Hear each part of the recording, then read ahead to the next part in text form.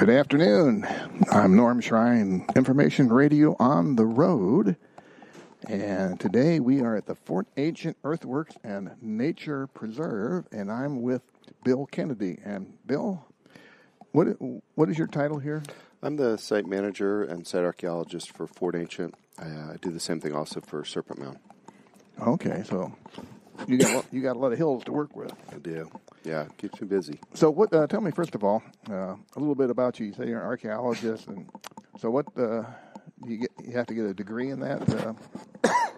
I have a degree in anthropology. That's what most American archaeologists would your actual major would be. So I went to. I'm from the Dayton area. I went to Wright State for my undergrad, and I went to Kent State for a master's degree. Okay, so you don't do any of the Indiana Jones type of things. Not so much. Not if I can help it. Okay. So, and the site manager you mentioned here and Serpent Mound both. Yes. So that keeps you hopping back and forth, isn't it? Definitely. Yeah. Serpent Mound is about an hour south of Fort Ancient, but Fort Ancient's rural and Serpent is very rural. It's not close to any major cities, but Fort Ancient is not so far. And also, you mentioned this is a World Heritage Site. Tell me exactly what that means. So World Heritage is a designation given by UNESCO. Most Americans are generally not familiar with it, but everybody else in the world pretty much knows what World Heritage is. It's a recognition that a site has cultural or natural heritage that has such outstanding universal value that it transcends national boundaries and that it's worthy of recognition by all of humanity. Okay, probably imagine a thing like the pyramids and that type of thing. Exactly. Great Wall of China, the pyramids. We only have 26 total in the United States. Okay. So I know I've been to one. I was looking through some of my old pictures. Were in the Halong Bay in Vietnam. And Okay. I know that was one of them. Yeah. Been to the Great Wall, too. But this is my first one in Ohio. And I believe this is also the oldest park of its type in Ohio. This is, in Ohio, this was actually Ohio's first state park, starting in about 1891. It's not a state park today because it would be operated by Department of Natural Resources if it was, and instead it's operated by Ohio History Connection. All right, and the Ohio History Connection, is that also run the Serpent Mound as well? Correct, yeah. Ohio History Connection is our state's history partner. We operate about 58 locations around the state, which is much more than most states. That's quite a few. We have 2 to 3 dozen, probably. So, tell me now a little bit about Fort Ancient. Now, we're recording this in late October, and of course the trees are all turning, and I imagine it brings a lot of people out to see the colors on the trees. Yes. But what is if you can do this, an average person who comes out here, what are they looking for? Are they more into the history, or just to take a walk in nature? Or? Sure, it's probably equal parts both. A lot of people will come here because they're interested in either American Indians or in local history. It is a place that is very well known beyond the local area, not just because now it's a World Heritage Site, but it's a pretty famous site for a lot of people, and it's fairly close to I-71, so a lot of non-local people will come here. Probably about half the people, generally people who are more local, are more likely to be out enjoying it as a nature preserve and walking the trails. We have about 5 miles of trails out here, whereas people who are coming here to see the museum are probably much more invested in learning about American Indian history. So tell me a little bit about the American history, sure. Indian history, if you would, sure. At least at this particular site. Yeah. Fort Ancient is an earthwork that was first started to be built around 2,000 years ago, roughly. This is one of several dozen major earthworks that we have in Ohio. If you were to look at like how much space Fort Ancient takes up, it's over 100 acres. It is essentially a natural plateau of land that American Indians leveled off and then built an earthen embankment all around the hilltop. If you were to stretch that embankment out into a line, it would be 3.5 miles long. So it's very large and up to 23 feet high. That's a lot of dirt to move, and I understand They did it a basket at a time. Exactly. If you figure a basket would have about 30 pounds of soil in it, the wall at Fort Ancient is equivalent of 125 million basket loads of soil. Whew, that's a lot. Now, it's called Fort Ancient, but was it ever a fort? I read where it was never designed as a fort. No, it was not a fort. It is a type of earthwork we have mostly in southwest Ohio. These hilltop enclosures, because they somewhat resemble hill forts that you see in Europe, the early settlers coming in here from the east, they thought that these must be military features, and so they named all the hilltop enclosures usually something with the word fort in the name. So, you being an archaeologist, have you been able to burrow into any of these hilltops to see what's in them or what they were used for? Generally, if we're doing excavation, most of the time that is because we're doing some sort of infrastructure work where we need to mitigate possible damage because we're running a fiber optic line or something like that. Research excavation is something that we do more sparingly. We tend to do it when we have really specific questions to be answered. And one of the things that's very important in the modern era is that when we do things like excavation, we do that with the informed consent of our tribal partners, our federally recognized tribes. And that's the outside. Okay, We're sitting in the museum. Correct. Can you tell me a little bit about what's in the museum then? Sure. Fort Ancient has the largest indoor museum of any of these type of sites in Ohio. It is the most comprehensive of all the American Indian sites. Most sites here or in other states, if you were to go there and visit their museum, they would usually just be talking about that site or that time period. Here we tell the entire American Indian story, starting in the Ice Age, going all the way up to contact with Europeans, and then beyond to the modern time. That's a long story. Yeah. The main gallery is 9,000 square feet here, so largest in the state for something like this. And with a site this big, as well as Serpent Mound, I presume there's a fair amount of maintenance then that has to be performed, right? Yeah, there is. The earthwork itself, we're constantly monitoring and looking at damage from storms and tree damage in particular. But we have all kinds of historic resources here. We have a lot of buildings that were built in the 1930s. We need to care for quite a lot of things beyond just the earthwork as well. Now, you didn't find any structures beyond the earthworks then here, did you? Most of what we know about these sites is generally from excavation on the earthwork itself, not necessarily the interiors or exteriors as much, but there is evidence for some wooden structures inside and outside the earthwork as well. So the people actually lived here around the...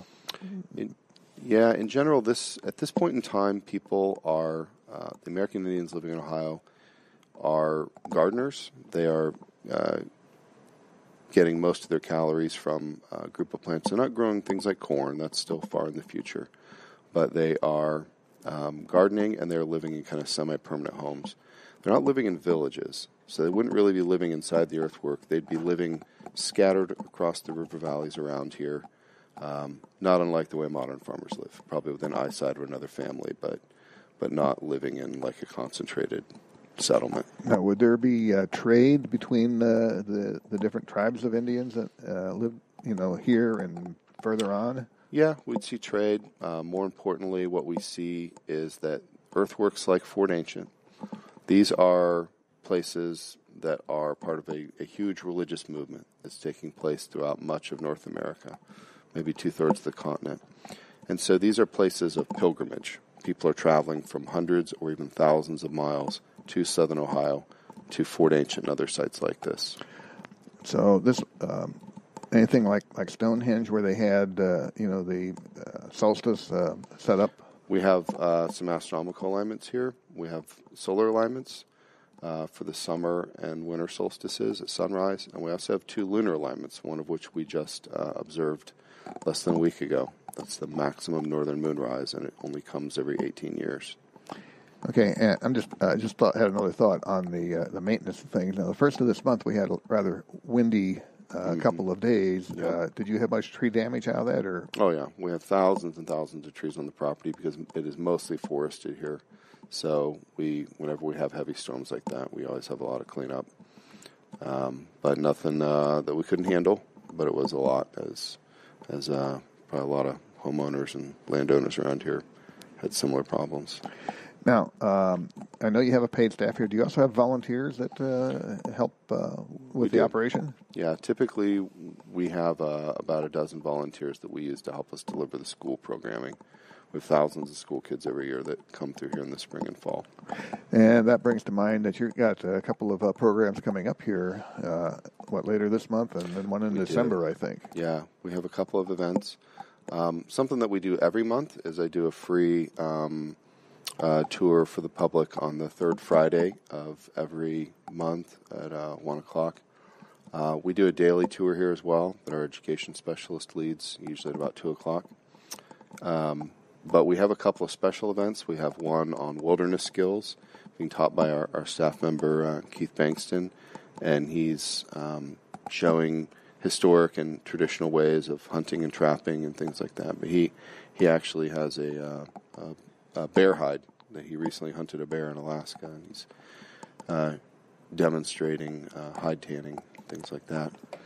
Now, you guys have a presence on the internet where it would list what the upcoming programs are. We do. Can you give us that website? Yeah. If you go to ohiohistory.org, we have a page there that leads you to all of our sites, all 58. And so Fort Ancient has a page there. You can also get to that by typing fortancient.org. That will forward you to that page. One of the best places to keep track of us is on any of our social media. So we've got a Facebook page. We're on Instagram. We're on a couple of others. But Facebook is usually where most of our visitors are looking for information. And I'm sure you keep track of how many visitors you have each year coming through here? Yeah. It fluctuates a bit. We're in the 20,000s.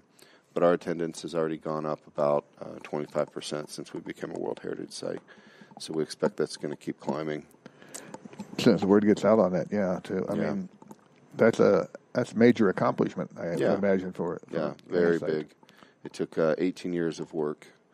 The World Heritage Site has 8 sites that all contribute to one listing.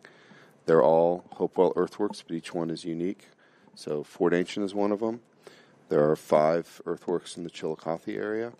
The main one of those would be Mound City. And then we have 2 that are part of the Newark earthworks east of Columbus. So these 8 sites together make up the Hopewell ceremonial earthworks. And Hopewell is the name that was given to the Indians that populated this area? Generally, when we say the word Hopewell, what we usually mean by that is we're not necessarily referring to the people that way. We sometimes might say Hopewell earthworks. We might be talking about that time period, but Hopewell isn't like a new people, and it's not really a new way of life. Hopewell really refers to the religious movement that is occurring throughout eastern North America between about 2,000 and 1,600 years ago, of which Fort Ancient is part of. And mentioning the different peoples that populate this area, are they all the same group, or are they from different? When we're looking this far back in time, we can't recognize things like individual tribes. So when we as archaeologists group a bunch of artifacts or sites together, we're just grouping those things together to give it a name so we can talk about it, so we know what we're referring to. And usually we're trying to differentiate sites at different points in time because people are doing very different things at different points in Ohio's past. All right, and you had mentioned you have a thatcher on site here who's, I guess, re-roofing some of the buildings. I presume that's what he's doing. Exactly. So I wonder if he would be willing to come up here and tell us a little bit about what he's doing. Yeah. And his name again is? This is William Calhill. William is one of only 2 professional thatchers that live in the United States. William's originally from Ireland, which you will immediately realize when you hear him talk. And William and I have worked together many, many times. Behind the museum here, we have an interpretive garden, and in that garden, we have a reconstructed house, what a house would look like, and it has a thatched roof. So William has been here installing a new thatched roof over the last couple weeks. All right. Looks like William is going to be bringing up a thatched roof shingle, or however you would want to describe it. Lay it right here. All right. Get you hooked up here, and we'll talk a little bit about thatched roofs. Have a seat if you want. Matter of fact, you should, because you won't be in the picture otherwise. So, okay. So, tell me, how did you ever get into this particular business? I come from the west coast of Ireland, Galway, and after I left school, I went into a trade. The guys that I went to school went on to college, and others went into their family businesses. And I took up the skill and craft of roof thatching.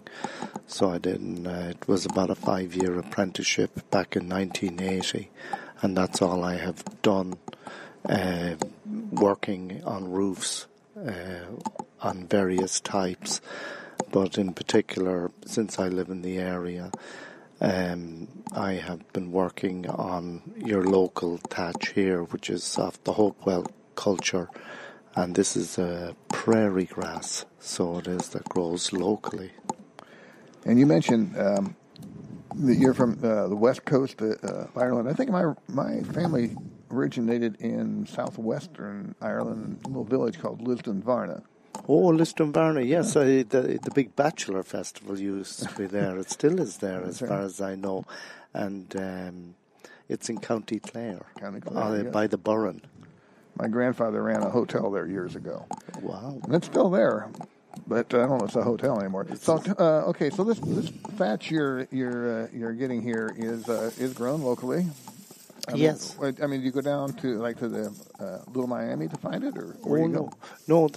I believe back in the time of the Hopewell people, before Ohio became so populated in certain areas, there was millions of acres of prairie grass growing all the way out west, basically, in between all the forestries and some of your mountain ranges.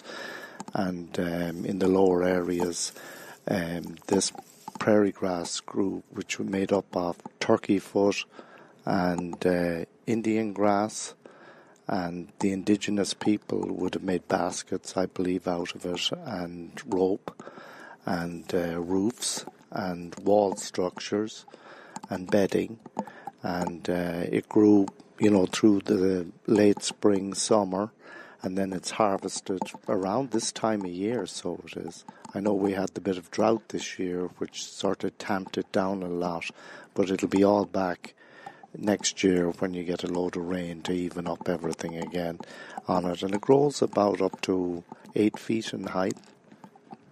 All right, and then you have a tool also with you here. I presume that's... It reminds me of what the guys used to tamp down carpets, but... Yeah, so it was for dressing the material and catching the thatch. Okay. And it would save on my hands. Okay. And it's tied down with string onto the purlins, which are all saplings in this dwelling here. And then I just had a little shears for trimming off where necessary. I try and make it look as authentic as possible and as functional. The thing about it is with the Hopewell people being hunter-gatherers, they had other things to do in the day, but they still needed cover at the same time. So, moving away from here for a minute, I understand you go across the country and do this. How far and how many places have you been to thatching roofs? The Smithsonian brought me over, sponsored me back to work in Jamestown in the colonial English settlement in Virginia in 1986. And I've worked in all but about 9 states, working on reed and straw and cattail, and whatever was local to the area I've used on various structures, on gardens and pavilions and pool houses and, museums. That keeps you busy. You're on the road quite a bit then, I would imagine. So, like last year I was on the road about 300 days. out of 365. That's a lot. So, and I've done that since 1980, on and off. Some years shorter, amount of time on the road, other years longer. So, do you live here in this area, or I do? Okay. No, I live in the Cincinnati area, and so I'm able to work locally, which is a pleasure. It's unusual. You can go home at night, then. Right? Yes, I've got a sort of normal 9-to-5 job. All right, well, Bill, thank you very much for stepping in and telling us a little bit about the thatch and what you do. And also, I didn't know that about Lisbon Varna and the Bachelor Festival. So sure. I missed my opportunity years ago for that one. One other thing I might mention about the thatch was in the summer, when it would be 90 degrees out, it would be 75 degrees. It reflects the heat.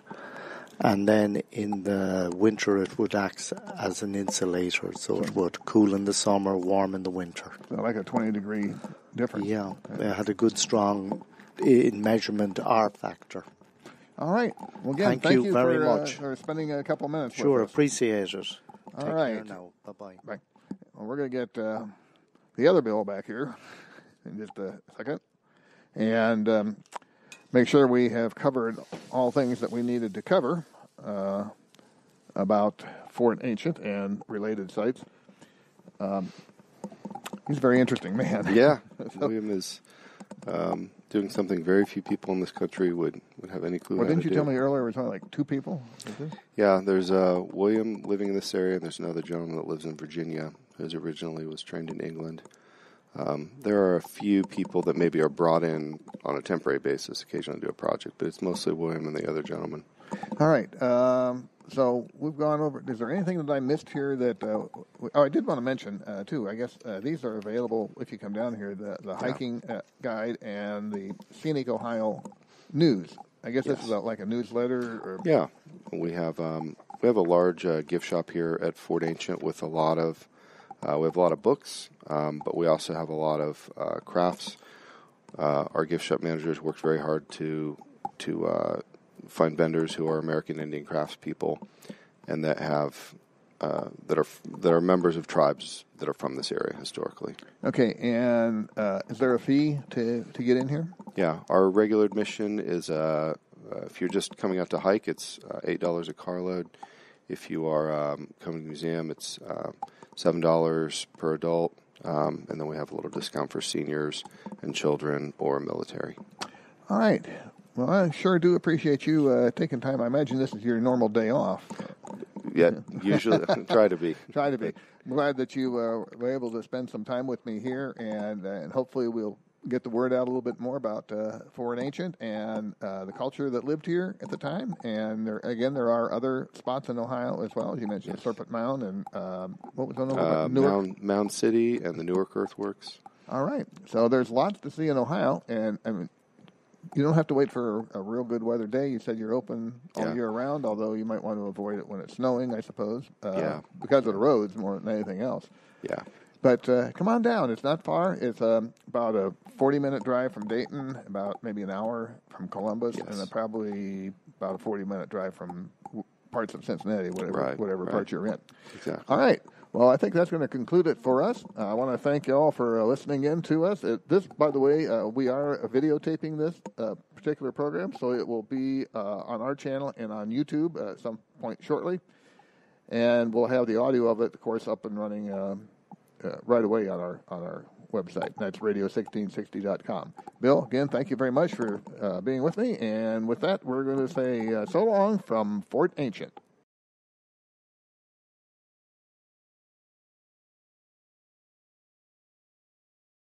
Managed to find 2 visitors to Fort Ancient. It's Caleb and James, happen to be brothers. So, first of all, let me ask you, Caleb, what impressed you about Fort Ancient? What did you like? Probably the scale of the walls was really impressive. It must have taken thousands of man-hours to build them, and so much dirt. I don't know where they all got it from. They leveled the top of this place. That's how they got it. So, okay, James, what were you impressed with? I was impressed how they designed it to be a wall for the settlements, they used those for religious reasons too. Yeah, and you know this was not really a fort, though, right? Yes. Okay. People get confused by that calling it Fort Ancient, and it had nothing to do with being a fort. But you guys are on top of it. You've seen everything there is to see here? Yeah. All right. Not everything, but almost. Almost everything. Well, that means if you didn't see almost everything, you can come back, right? Yeah. All right, guys. Thank you.